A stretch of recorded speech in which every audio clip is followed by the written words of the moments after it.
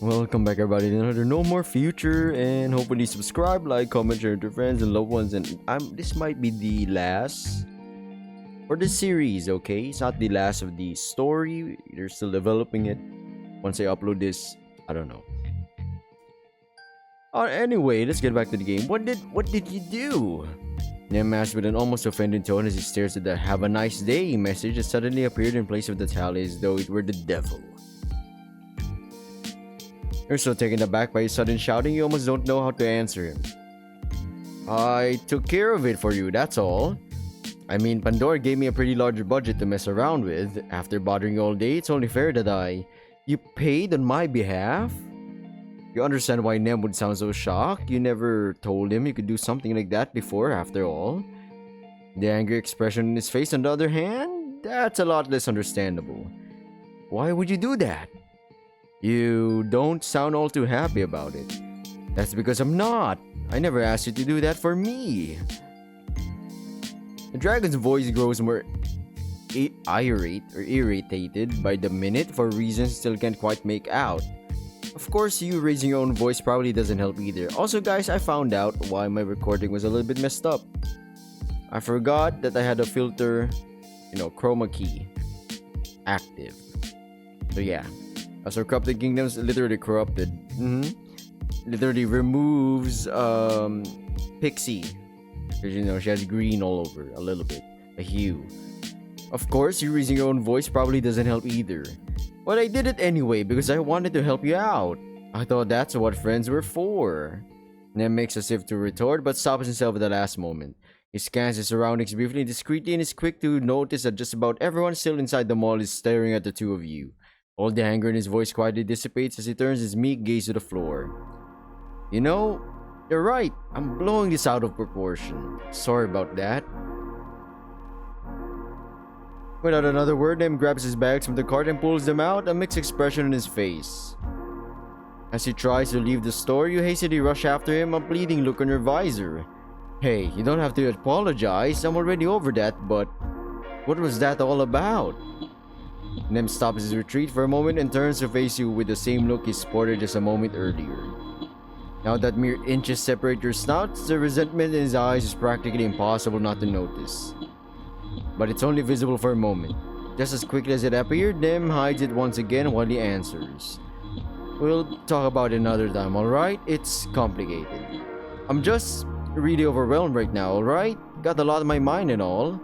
I'll talk to you another time. Wait, have I recorded this? I might have to double take on this one. Without another word, the dragon sidesteps you and heads towards the exit, leaving you behind. You nervously gaze at him as he leaves, too preoccupied with what just happened to wonder what everyone else must be thinking. Deep down, you're upset, confused, disturbed even. What the hell did I even do? I tried to help him for F's sake. That's all you can wonder over and over as you anxiously wait for an answer that doesn't want to be found.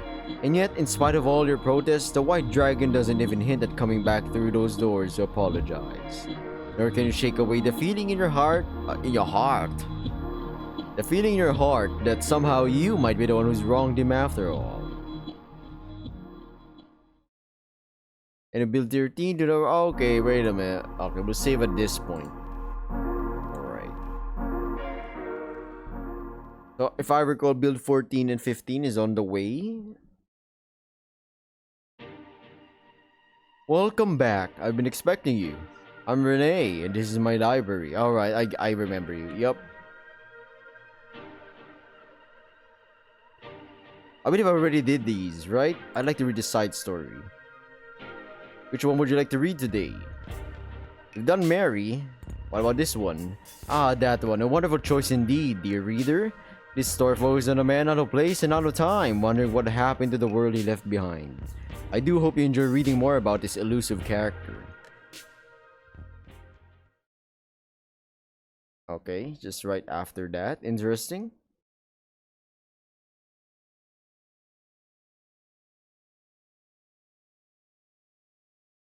Your long day is finally over. You shuffle towards the white throne you call your bed with the grace and finesse of a rotting corpse. Your expression betrays your exhaustion both in body and spirit. In spite of what you said back at the train, you're right back where you started. Shocked, afraid, betrayed, alone. You hear a distant voice shouting in your head, begging to be heeded. Perhaps you're mistaken. Perhaps this is your fault for misunderstanding or overlooking something. Perhaps things will get better tomorrow once you wake up. Once you wake up, perhaps their pain is only temporary. But deep down, you know that's not true. Nothing will change. Not in a few hours. Not a single bit. You'll wake up tomorrow just as broken and dumbfounded as you are now. The sleep won't thaw you out of your nightmares. It'll merely preserve them so you can live them again next morning. And yet, even that outcome is preferable to having to deal with your doubts at this moment. Delaying the inevitable is almost like fighting it. And so you let your inner eyes close to your own problems. Close to you, close. It's close. Okay. And your mind empty of its struggles, if only temporarily. And while the darkness begins to cloud your thoughts, the night outside goes ever darker still. Later that night, I'm late. Oh, I knew taking the bus was a mistake. At this rate, I'll be late for my date. Going somewhere, lady, at this hour of the night? That purse looks mighty heavy for someone your size. Need someone to carry it for you? But I... Yes, of course, whatever you say, I'll do anything you say, just don't hurt me. Well, wouldn't you know, that was my plan all along. Just keep your mouth shut and your grip loose and we can all go home happy and... Hey, what's the matter? You getting cold feet? What was that? Speak out, goddammit. Behind you. Hey, it's my boy, the lurker. Take this. Away from me, you. Who? What are you? Well, that was rude. Go on then. Pick it up. Nope, fuck that. I'm not losing my life over a kitchen knife. Man, what the hell is wrong with my luck? I knew I should have just robbed someone's home instead. Is everything alright? I didn't say anything. I didn't do anything. I wasn't even here tonight, I swear. What are you? Stay away from me, please. I don't want to go to jail. Aw. Kinda lonely. I really wonder. What is wrong with these people? Yeah, she's been saving people left and right, and people be like, oh, good. The woman runs away faster than the would-be thief did and disappears from my sight before I even know it. She leaves the alleyway behind as a broken shell of her former self, a huddled mess of tears and incoherent crying. Yet she never asks for anyone to help her. She doesn't beg for aid, instead focusing solely on getting away. Just like everyone else focuses on ignoring her. The windows stay shut. What few noises could faintly be heard in the darkness before are utterly silent. Even the lights nearby, unwilling witnesses to these events, begin to die out one after another as you're panicking at the sight of me, and then it's quiet again.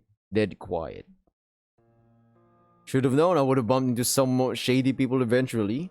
Not my fault this town's so full of them. I whisper quietly as if trying to reassure whoever might be around of my good intentions. Unfortunately, my words fall on deaf ears. In fact, they don't fall on anyone's ears in the first place.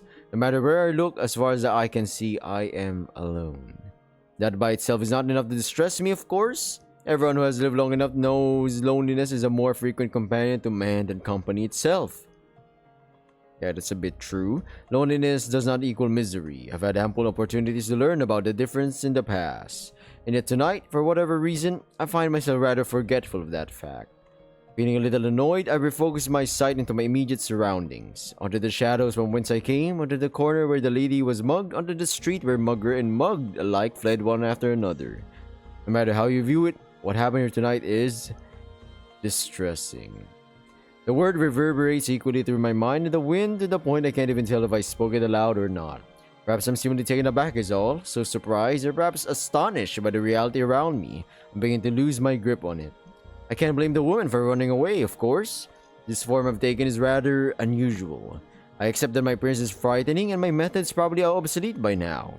But the way she looked at me when the thief ran away, like she was more scared of her deliverer than her aggressor, appearance only played a small part in that. No, I haven't been here long, but I'm starting to think that something's very wrong with these people. Something that clearly wasn't wrong before.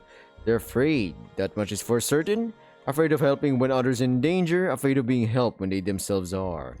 I raise a hand to my chin as if to support it, more so out of practice than out of necessity. Many of my old acquaintances used to do this when they were lost in thought. At some point, I must have picked up on the habit. The people around here weren't always this bad, were they? Things were different once, so I seem to recall anyway, but that was clearly all in the past. I shake my head, disappointed. Whatever happened, perhaps it's for the best I wasn't here to witness it. If tonight's example is anything to go by, I would have likely ended up making it worse. In the midst of my aimless ponderings, my eyes catch sight of the moon up in the sky, shaped like a thin sickle, my only companion in this and many other nights. Countless nearer stars notwithstanding, of course. I'm sorry you had to see that. It must have been awful. The moon doesn't answer immediately, probably because it's a rock in the sky and the rocks in the sky are not known to do that. Perhaps it replies by facts? A riveting, if ultimately pointless, line of inquiry, probably the reason why I don't like to let my mind wander without reason too long, too often. All I wanted was to pass the time while waiting for something else to happen, but it appears it's as eventful as this evening will get. Whatever purpose my presence here might have once had is long gone. Realizing this, I begin to quietly walk away from the alleyway, like a leaf gently guided by the cold wind that blows around me, and even I can't tell whether it's to get away or to get somewhere. I just know there's something I need to do tonight, and it's no longer here. You know, now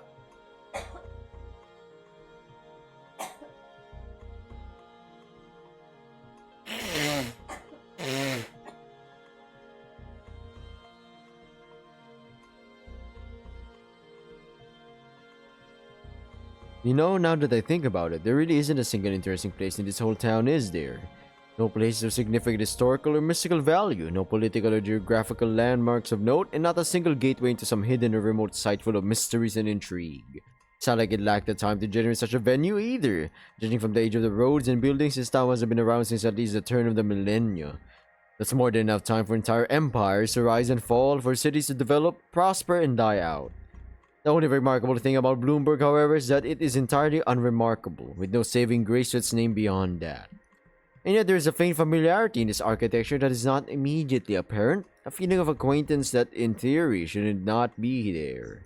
As I walk, I lay a hand on a nearby wall and feel the gaps in the bricks and mortar with my hand, taking in every last detail. While I don't feel any connection to the bricks or the mortar or the gaps in between, something akin to nostalgia begins to overtake me nonetheless. It was a city just like this one last time too. A place awkwardly stuck in between eras and styles with no origin and no direction.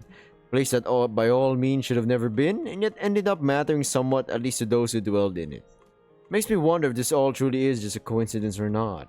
The building that stands before me is no exception to my previous judgment. Nothing more than a humble apartment building like all the others, and perhaps a tad more recent compared to the many rows of houses I've waded through to get here.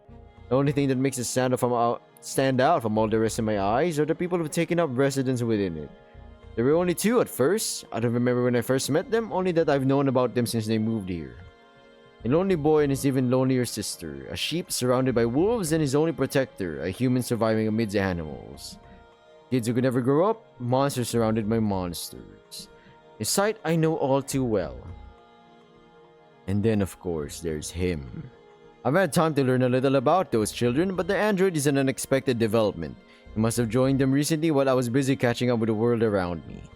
Figuring out what happened the last 100 years wasn't too difficult, and while I can only guess how everyone ended up shifting into humans, it is a very informed guess. But this synthetic project doesn't align with anything I already knew. A month ago, I had no idea it even existed. A few weeks ago was on everybody's lips. Even after the question was raised, the answers were nowhere to be seen. The average person knows as much about synthetics as a fish does a cloud, and eavesdropping only gets you so far. I could have tried investigating a little deeper, I suppose, but that would have only netted me a lot of unwanted attention, and likely not much else. I don't want a repeat of last time. This time around, I let patience and discretion guide my actions. Besides, it's not the project itself I'm interested in, not necessarily. It's not every synthetic that's important to those kids, it's that one in particular. The one that went out of his way to help them, the one that shares similar struggles to their own. The ones that shows virtues uncommon to the people of this town and well beyond. It's been a while since someone has piqued my interest. Judging by their reactions, it must have been quite a while for those siblings too. Just who is this Isaac anyway? Why did he show up when he did? Why did his path cross theirs? Why does it feel like every road I take, every question I try to answer leads back here, back to him? I suppose I could just ask him myself. Yet my appearance is unsettling by design and my social skills are by his admission sorely lacking. I know confrontation is inevitable. Someday, very soon, I will have to approach him. I'm sure the thought is equally terrifying for the both of us. Nonetheless, before I meet Isaac once again, I'd like to speak to someone else first. It shouldn't take too long. Shouldn't take too long. It might come off as a surprise to its inhabitants, but the building isn't all that difficult to break into. The entrance doors are always open, the cameras are annoying but otherwise avoidable, and to keep the AI unaware, you only need to take the stairs. And not break into an apartment, of course, but that's never been an issue for me. I've come here many times and never alerted anyone. I pulled out just as many and never left a trace. There were times when I stumbled into people roaming the halls, but nothing ever came out of it. Even when I thought they should have been able to see me, they never did. Probably because they didn't wish to, if I had to guess. Of course, this didn't happen often. Most of the time, the building was quieter than a cemetery, much like tonight. I wish everything in life were this easy. That would make things so much simpler. After walking down a few floors, I finally reached the door to one apartment out of many. There's a number engraved on its surface, its uniqueness making it stand out amongst the rest. But that's not the reason why I could find my way here. I never cared much for numbers, even noticing them can be quite the challenge. No, it's like there's a force guiding me here. Or rather, a force pushing me out. It tries to pry your eyes away, plug your ears, and change your mind. It makes every hair in your body stand up, every breath laborious, every moment agony. Seems like this family hasn't changed much over the years after all. Of course, I'm not repulsed for the same reasons most others are. The chains slowing down my steps are ones of my own making. They make every movement harder than it needs to be. They make my hand tremble even when it shouldn't. They beg me to keep out, just like I was asked to stop here before I cause any more trouble. But I can't just leave them like this. A voice in my heart replies, calming down my hand. I've come this far, I can go a little further. For their sake. Slowly, almost imperceptibly, I pry the door open. It's already unlocked. Some way, somehow, it always is. Like I said, I like when things are easy, even when they shouldn't be. And so, little by little, I make my way in. Now where is it? Could have sworn I left the ham somewhere around. Oh, there it is. So a little bit of this, a little bit of that, and done. A nice club sandwich, a little... Oh, this is Apollo, man. Tomorrow's packed lunch is gonna be amazing. Daphne won't know what hit her. It's almost a shame letting this beauty rest overnight. I wish I could have a piece all to myself. I barely ate anything tonight and I'm feeling pretty hungry. You think I could steal a morsel without Daphne noticing? Probably.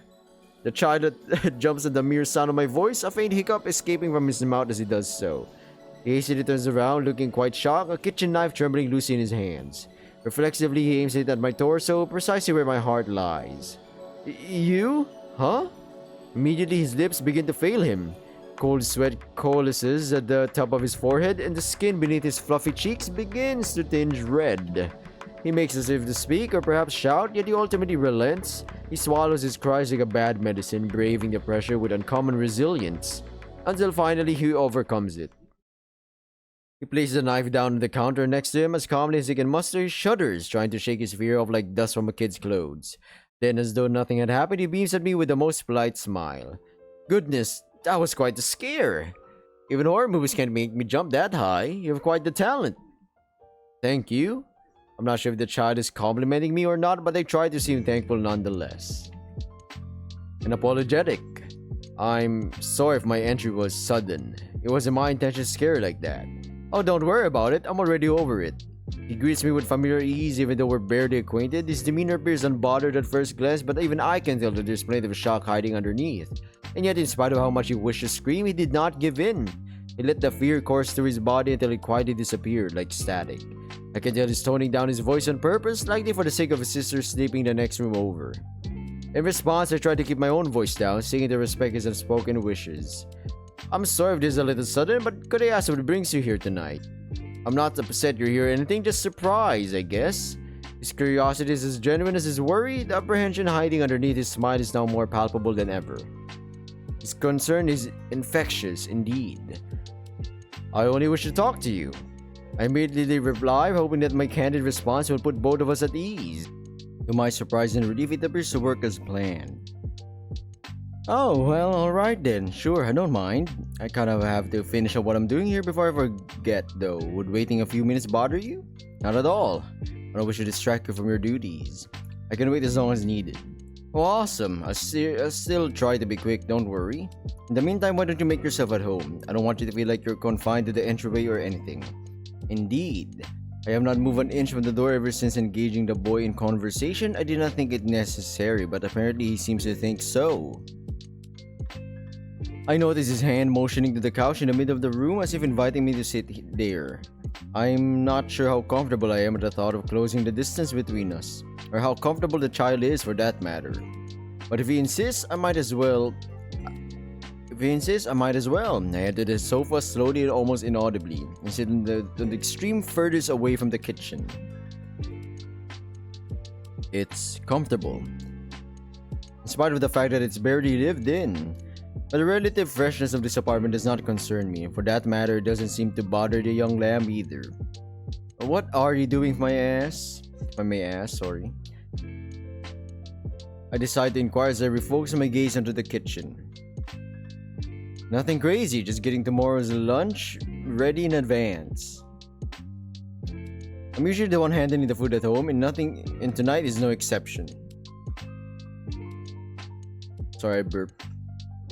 Although I'll admit I don't often wait this long to take care of it.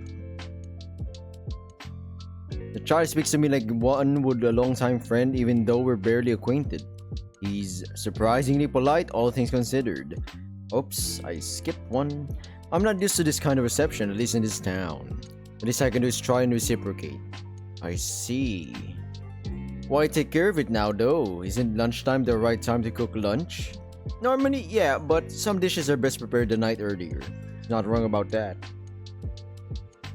And some are even better if you start prepping them weeks in advance, like pickled veggies or smoked meat. I see. My complete ignorance at full display, both in the culinary arts and in small talk at large. Embarrassing. Aw. You okay? The young sheep inquires, likely noticing some inattention in my eyes. He points at the food he was preparing, laying on top of a plastic board like a child over a bed. You've been staring at my sandwich for a while now. You sure you're not hungry? You're not gonna steal it, are you? I have no such intentions. Besides, I cannot see what's so special about that sandwich. Literally. To my eyes, it appears just the same as any other item of food. Its colors and likely its smells and flavors too are simply indistinguishable from any other. Unaware of how I feel, the boy only laughs at my reply. Hey, don't worry. I was just joking. I mean, I can't share this sandwich with you, but I can always make another one if you'd like. I don't need it. Huh? You sure? You got ingredients to spare, so you don't have to be. I'm not hungry right now. I haven't been in a very long time. Well, alright then. Just let me know if you need anything else, alright? I don't mind sharing. I will. I continue watching his artwork as if hoping to one day understand the intricacies of it. After adding some more things to the food he was preparing, the lamb fits the thin slices of bread and deposits them within a transparent plastic box. He then seals its openings with a colorful lid, placing it on top of a neat pile of similar boxes. I am confused by the purpose of these devices. I assume they're for protection, but I'm sure anyone could break through defenses this thin if they so much as wish to. I'm probably missing something important. Not wanting to give the wrong impression, they decide to ask about something else instead. You said that sandwich was for your sister? Oh, yeah.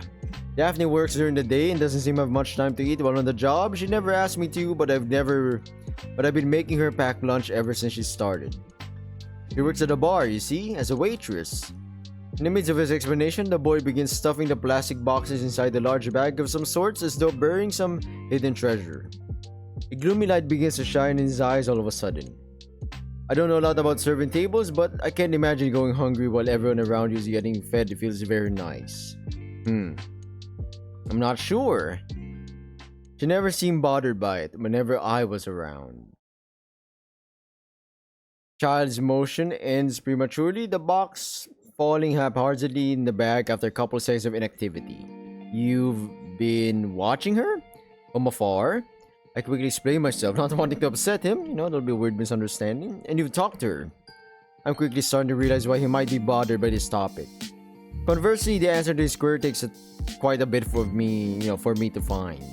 A couple of times, most incidentally, never for more than a few seconds. She has not exactly shown a proclivity for conversation. Last time we met, she tried axe kicking me in the face. Right. He quietly, longingly states, unsure what to make of this new information. I suppose it's my fault for being too truthful in the end. I don't wish to lead the boy to the wrong conclusions. Instead, hoping the conversation can still be salvaged, I tried to backpedal to a topic that seemed to work better so far. Man, I got the sniffles. So, you cook often, you said? I vaguely point to one of the boxes that he forgot on the counter, trying to distract him. The young lamb is a little taken aback at first, but seems to respond positively after a while. Yeah, I do. Pretty much always, unless I'm sick or not around for whatever reason. He grabs the box I pointed at and stuffs it in the now nearly full bag with the others gently. I like cooking. It feels nice to fit ingredients together, turning them into something new. Oh, sorry? Again? Something better than the sum of its parts. And knowing Daphne's day is a little bit better because of it, that feels even nicer. I believe that. You have quite the unexpected talent. The boy appears to blush at my point for entirely unclear reasons. Oh, thank you. That's nice of you. You didn't thank me. I only said that because I'm envious. He raises his eyebrows, seemingly confused. You're envious? Of what? Of your passion. It's one of the areas I'm most lacking in. The way you treat your craft, the way you enjoy doing it, it's something I wish I had more experience with. Oh, I see. He replies, confident as only a man who thinks they know what they're thinking about can be. Right now, he's completely finished working with all the food laying to rest in that large bag of his. He leans against the kitchen counter overlooking the living room, peering to me from afar. Well, that's okay. It took me a long time to get comfortable in the kitchen and for me to find my passion. I'm sure there's something you're passionate about too. It's only a matter of time till you find it. How uncharacteristically hopeful of him. Nonetheless, thank you. Your kindness means a lot to me, even if I can't fully feel it. Aw, you're too sweet. You're gonna make me blush. You want? I could always teach you a thing or two when I have time. Show you what I like so much about this hobby. You would try? You want me to? Yeah. Though it'd probably be for the best if you showed up when Daphne's not home, if I had to guess. She tried to beat you up the last time you met. I can't imagine how she'd react to seeing you hang out with me like that. His expression sours somewhat at the thought. You know, I tried teaching her too a couple of times. For the job. I'd show her how to do things and it seemed like she understood, but then she tried doing them herself and things went poorly. Yeah. Pauses briefly. We tried a handful of times after that. There were times when she did things a little better and times where they went a lot worse. At some point, she stopped asking me to show her, said the work got super tiring that she just wanted to head to bed. And I believe her, but at the same time, it kind of felt like she just didn't want to try anymore. The grief in the child's eyes is almost palpable. The disappointment he must feel is immeasurable. I know I should stay silent, but something compels me to speak. Unfortunately, it is what it is. Hey! There are very few talents that run in your family. Traditionally, cooking is not one of them. His eyes turn to face me, their sadness partly replaced by confusion. You know our family? I do. I pause, unsure if I should explain myself any further. Probably not if I were to trust my instincts, since it's kinda creepy. Instead, I let my knowledge speak for itself. Allow me to ask you something. The reason why your sister cannot cook is not a lack of dexterity, is it? The boy makes it as if to answer, but no sound comes from his lips. He wishes to say yes, but he's too stunned to utter even that word. No, of course not. Strength, agility, even willpower. None of these things she lacks. The real reason you're the cook instead of her is because she can't even tell the ingredients apart, isn't it? Their shapes, their smells, their flavors, their names, the way they all mix together. Oh, because she has no nose. I'm certain she even has the trouble recognizing their color. Am I wrong? Wait a minute, what? Again, the lamb struggles to answer. Yeah, I guess that's true, but... And that's not the only thing she can't do, is it?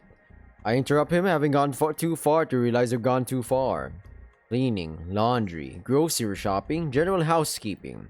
If we had more normal lives and you could leave the house freely, she'd even ask you to talk on her behalf, wouldn't she?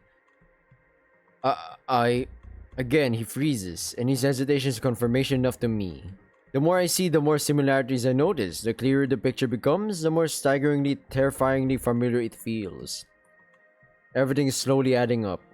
Coincidences are slowly turning into trends, and trends are quickly turning to anxiety. Anxiety, sorry.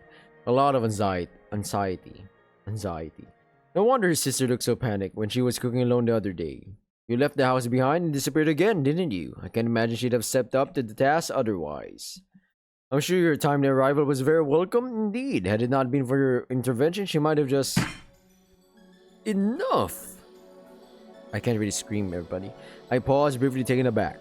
The lamp didn't exactly shout. In theory, it was just a few decibels short of that. In practice, I think I can still hear his voice ringing in my ears. The child huffs and puffs for a little while longer, still recovering from his unforeseen exertion. Slowly, the anger in his eyes is replaced by fear, and then soon after that, regret. I'm sorry. I didn't mean to yell at you like that. You didn't yell, if that's what you're concerned with. He turned his gaze to face me, looking somewhat unconvinced. Perhaps that's not the only thing he's afraid about after all. Your yelling was not entirely out of place either. You only raised your voice because I was forgetting myself. I'm thankful for your reminder. And of course, I'm sorry for letting myself get carried away in the first place. I hear a faint, nervous chuckle emerging from the boy. It's nice to hear you apologizing, but you really don't have to. I mean, it's not like you were wrong just now, and I know you didn't mean to offend me with that either. You're not great at talking to people, are you? I remained silent before his pungent query, even though the answer is as clear as the look on my face. That is correct. Have you never had a chance to talk to someone before? I've had many such chances. I was simply never any good at it. I thought I was slowly getting better, but that was a long while back. And since then, I haven't had many opportunities to get back into the habit. Oh, so that's it. He ruminates on my words for a while, an unexpected, sorrowful look in his eyes. Nonetheless, I take responsibility for my own failings. You don't have to make excuses for my poor choice of words. I'm not making excuses, but I'm not blaming you either. You know how you said that I'd be the one talking on Daphne's behalf had things gone differently earlier? I nod briefly, still too embarrassed to respond with words. I mean, I guess it's true that I'm a little better than Daphne at small talk, but only a little. Neither of us had many opportunities to talk to others growing up, aside from our parents and each other, of course. He starts scratching the back of his neck, a red tinge spreading on his cheeks. Honestly, talking to total strangers is quite new to me too, and I definitely have plenty of room to improve. So I can't really fault you for not being able to express yourself right. I'm sorry, I'm sort of in the same boat as you. His eyes veer towards the back of the kitchen, towards the door leading further into the apartment. Well, I guess we're all in the same boat here. He smiles, but his smile doesn't reach his eyes. To be fair, the thought scarcely makes me lighten up either. There's an awkward silence in the air following this exchange, even more awkward than usual. We've sort of exhausted all avenues of conversation. All the irrelevant ones anyways. The child, in his wisdom, is well aware of this. Why are you really here? He asked candidly. I believe I've already answered that. I'm only here because I wish to talk to you. I know you said that already, but... About what? There's a genuine confusion in his voice and a hint of outright terror. I mean, I thought we'd already said everything we needed to last time. I thought there was nothing left to discuss. He quiets down, leaving nothing but a whisper behind. You promised me that. I know what I promised you. I cut him off forcefully. If you fear I've let you down, know that I have absolutely no intention to. I've held my word so far and will keep on doing so in the future. I may not look the part, but I'm trustworthy. And I do make an effort to keep all my promises. My words seem to resonate somewhat with a boy who lets go of a breath he likely didn't know he was holding in. He still has his doubts, but at least he's not afraid of the ceiling coming crushing down on him anymore. But then, why are we still here? Why are you following my sister around? Why do you keep showing up at our place? I know I can trust you and that you mean no harm, but I'm still scared. I feel my lips twist slightly at the assertion as if on reflex. Yes, there's no question about that. Rest assured, I don't intend to involve myself here any more than I strictly have to. I lean forward a little, trying to establish eye contact. That probably didn't help make him any less scared, truth be told, but at least he's following me more intently now. I'm not here to remind you of the past, I only wish to ask about your present. My present? He stutters, confused, as his eyes veer towards the floor. Why? It's all the same as ever. The situation is exactly the same as it was before. Daphne heads out every day, trying to look after me, getting herself in trouble, coming home every night, tired or beaten, while I'm just... He makes an unfamiliar gesture with his arms and hands, which I cannot describe or understand. Here! He mumbles out, wholly exhausted. Nothing's changed, no matter how hard I try. Nothing ever changes. Does it? I ask, unconvinced. You say that, but things have changed, haven't they? Something new is in the air. An unknown variable has entered the ephemeral equation. Meaning? Now I'm the one on the verge of sighing. I'm talking about the android, the synthetic. It takes the young lamb a few seconds to put my words together in his mind. I know he's well aware of what I'm talking about. I believe it's more so the suddenness of the topic that managed to stun him. Isaac, that's what this is all about? He inquires curiously as a wave of both relief and skepticism washes over him. Is there a problem with that? No, not at all. I'm not against the topic or anything, but you could have just started with that question, right? Goodness. Judging by his expression, that might have ended up sparing him quite a few heart attacks indeed. Nonetheless, indulging that would only distract us further from the topic, so I tried to resume from where I left off. What can you tell me about that android? The child needs a moment to answer, his visage clearly lost in thought. Whether it's because he's still taken aback by the topic at hand, or because he's genuinely thinking up an answer is beyond me. Fortunately, before long, what can I say? He's definitely one of the kindest people I've met, for starters. And interestingly, an interesting, accepting, understanding. Handsome? He blushes at his own description, giggling under his breath like a kid he is. He's nice, nicer than I could have hoped for, even though I haven't known him for long. Having said all he felt the need to say, and seemingly feeling a little embarrassed about it all, the child's face regained some of the same nervousness from earlier. But why do you ask? Why me specifically? I'm not exactly an expert on the topic or anything. I've only known Isaac for a couple of days now, and then over that extremely brief time, he's gotten closer to you than any stranger ever did, hasn't he? The boy quiets down, surprised as soon as I get my point across. I'm sure you've noticed already from the very moment you've met him. The way he jumped in when he saw your need, the way he didn't hesitate to put his life on the line, something feels different about him, doesn't it?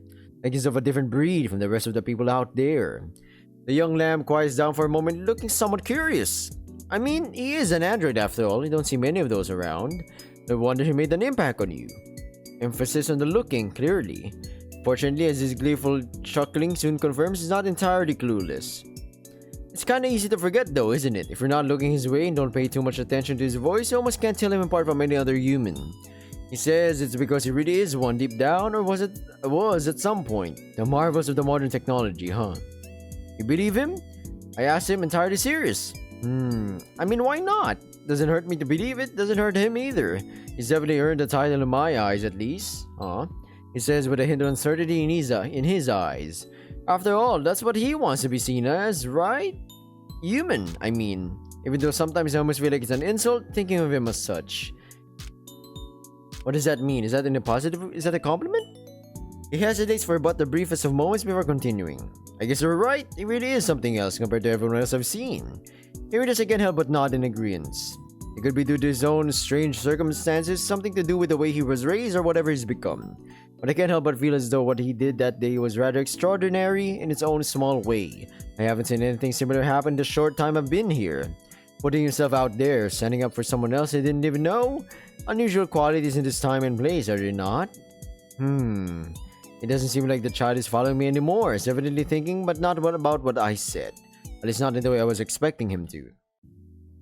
Is that why you're so interested in Isaac then? Because he reminds you of you? Staggered, I stand up and I back away from the boy as though hoping to dodge a vehicle trying to run me over. I don't... Evidently, I was far too late to avoid the impact. The words that come out of my lips next are slow and almost slurred, as though I were still recovering from the non-existent stash. Eventually, some sort of coherent thought shines through the darkness. You think so? Sorta? You both appeared in my life in very similar ways after all. You were both in the right place at the wrong time. I need a moment to breathe and focus on what the child just said. Unfortunately, it does not afford me such luxury. I know what you're really here to ask now. Well, I think so anyway. But the answer is no. Cryptic reply on its own. To fill in the blanks, however, I need only meet the child's sorrowful gaze. Hey, don't need to look so gloomy. I'm fine, really. I'm happy to have met you, both of you. Aside from my family, you're the best thing that ever happened to me. You're nice and kind and understanding, and you're always there when I need you. If anything, I only wish I could have met you two a little sooner. The lamb needs a moment to collect himself, for that matter, so do I. After a while, a gloomy smile returns to his face. Ah, well, it is what it is, you know? Hey, game, recognized game. I suppose. An uneasy silence follows, only to be broken by the boy's quiet mumblings. So, does this mean I answered your questions after all? All of them, yes. I stand up once again and face the door. Silently, I begin to head towards the exit. Wait, you're leaving? That was the idea, yes? You showed me hospitality and answered all my questions. I'm grateful for that. But I believe I troubled you enough. It's about time I take my leave. Troubled me? Far from it. I really do appreciate you coming to visit, even if it was a little sudden. There's a little, anxiousness in the young lamb's voice, but he seems genuine enough, which is surprising indeed. I half expected him to be thrilled at the thought of me leaving, but instead he almost sounds sorrowful. You sure you don't want anything to eat? Not even for the road? I'll pass, this time at least. That makes me wonder. Midway to my goal, I turned around and faced the child with a dubious look in my eyes. Actually, there's something else I wish to ask. What is it? I wavered for about a moment, immediately regretting my decision. In the end, though, it's only right that I ask. Would you prefer to never see me again? The child is stunned to hear my words, his eyes and ears widening in surprise. Huh? No, why would you think so? I raise an eyebrow at the boy's query and he immediately quiets down. Then he rephrases, I guess I wouldn't really like doing this again. I'm tired and exhausted and my legs feel kinda wobbly, not gonna lie. I suppose he does look rather shaky, all things considered. I wonder how long he's been like that without me noticing. I'm really sorry about that. It was not my intention to make you uncomfortable.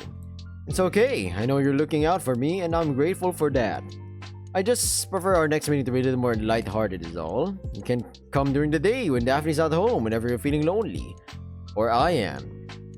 I am astonished to hear that. Any day at all? Any day at all. I can even show you how to cook if you'll allow me. Oh, sorry. Or if we can play some games together. Just try to warn me beforehand. I don't want every encounter with you to feel like it's straight out of a horror movie. I smile faintly, though I'm sure it's hard to notice. I'll try warning in advance as requested. I shoot him a brazen glance as I turn around to leave. Let's not forget it this time. Oh god, he forgot it. I leave the building behind, bitter and disappointed. Though I did my best and didn't leave empty-handed, in the end I couldn't learn anything useful. I couldn't say anything that mattered. It's my fault. I know it is. I asked the wrong questions, I waited the wrong answers, expected something that simply wasn't there. I suppose such an outcome was to be expected. Like I said, conversation was never my forte, now more than ever. But me being inadequate is only part of the truth. Failure was all but guaranteed right from the very beginning. Nothing ever changes, he said. Perhaps the child is right in that regard. I shouldn't be feeling so dejected. In the end, my tale is my own and theirs is theirs. They have a right to create their own problems and find their own solutions. But it just doesn't feel right. It doesn't. It just doesn't. It's like watching a train crash in slow motion, except the impact is yet to come, the vehicle has barely left the station, and yet its doom is as clear as day. I'm all too familiar with this sorrowful tale. The heroes, their journey, the ending. These kids deserve better than that. Our forebears didn't struggle so we could blindly follow along, and neither did theirs. But if I can't or won't act, someone else has to. Yo, just got shot.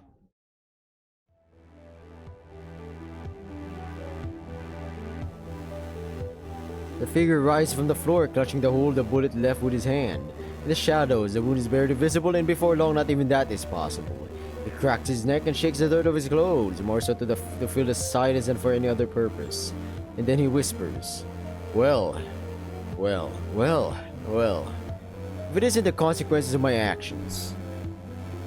He speaks quietly, almost inaudibly, and yet his voice is heard by all who would listen. I thought I was being careful. I thought I was being discreet. Shame on me. Pauses briefly, his eyes close as he ponders what to say next. You know, you can try again if you wish. I don't mind. I don't mind at all.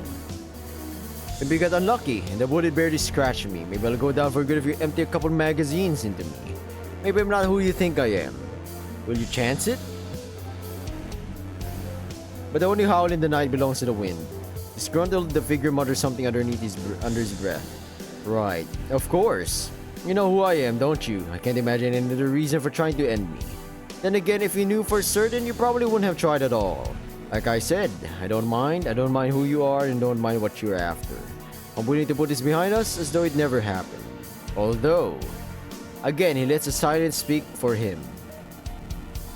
Now that you've been warned, you would do well to never cross me again.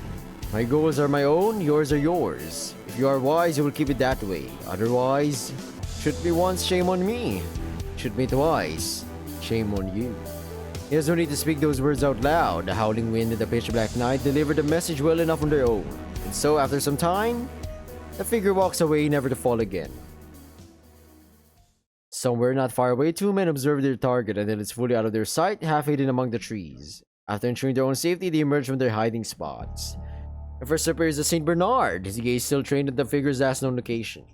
An inscrutable guise is cast on his visage, and though even he cannot conceal the droplets of sweat forming underneath his fur. Behind him, a creature of wire and metal approaches with a worthless weapon on his shoulder and an irate look in his visor. That wasn't his fault, he knows that very well, and yet he can't help but feel upset by what he witnessed. Out of the many men he'd shot in the past, only a few survived more than an instant. Some clutched their wounds and bided their time, awaiting their inevitable end, while others ran off in panic in a desperate attempt to survive. Absolutely none had simply walked away without so much as stumbled to their gate. In the way that creature spoke afterward as though chastising him for his failures. Never before or after his death had the android felt so humiliated, mocked, ridiculed. It requires a Herculean deal of strength to rein in his anger as he addresses superior. What now? Despite the absence of a mouth on his visor, his voice comes through loud and clear, and though many a man would have backed off the mere sound of it, the canine hardly flinches. That is an excellent question, the man replies candidly. Within his mouth, blood copiously pours out of a bite wound near the lips. He had no idea he was biting that tightly. The stress doesn't usually provoke such reactions out of him. That is to say, never before today had he even come close to being stressed. But as he stares at the place where he'd last seen the creature and starts to feel a terrifying itch nag him near the back of his skull, he realizes that there truly is a first time for everything. I really hope this is going to be a problem. And if it is, he turns around and sternly faces an unapologetic subordinate head on. I'll think about it. And that's how that story ends. Judging by that look in your eyes, you might have finished your read with more questions than answers. Curious about the identity of this mysterious stranger, aren't we? Skeptical of what role he might play in this novel where he barely fits? Though I already have all the answers, I'd be lying if I said I wasn't curious to find out myself. How can I be curious if I know everything already? Why, I've never let a little foreknowledge dampen the mood for me. The thrill of the unknown is only one type of thrill after all.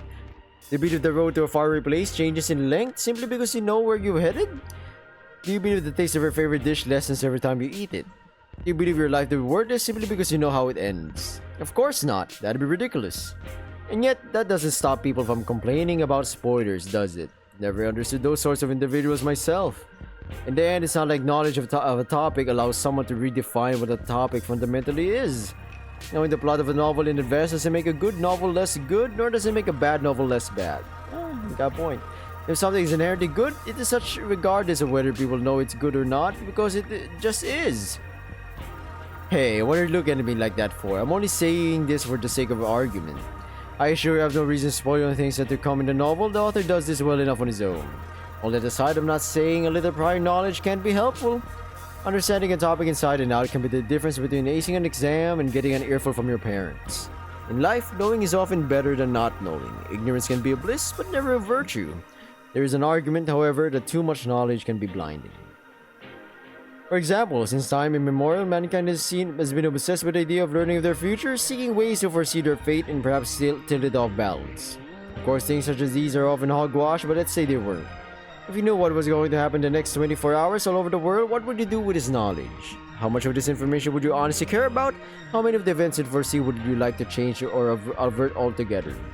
How many would you actually try to? Even if you wish to change what was to come, after all, you have no guarantee anything would come of it. It's just like I said earlier. Knowing how a story doesn't make a good story less good or a bad story less bad. You can try to steer it away from its intended path, perhaps, but what if you can't? What if the ink on the page just won't come off, no matter how hard you beg for it to? In this sense, perhaps knowledge of what's to come is not so much of a blessing and far more of a curse. Good thing No More Future is so open-ended, am I right? In the end, I suppose it's not knowledge that matters, only what you do to do. Only what you do. Wait, what? Only what you to do it. Only what you to do it. Kind of makes no sense. I'm so curious to find out what you've learned from reading this novel and how you apply that knowledge in your own life. It remind me to ask you once this is all over. Until then, is there anything else I can do for you? Well, we can end this video right here, Renee, and I'll be seeing everybody in the next episode in the future of No More Future. Next episode in the future of No More Future. Interesting. But yeah, thank you for watching. We'll be seeing in a different video or something.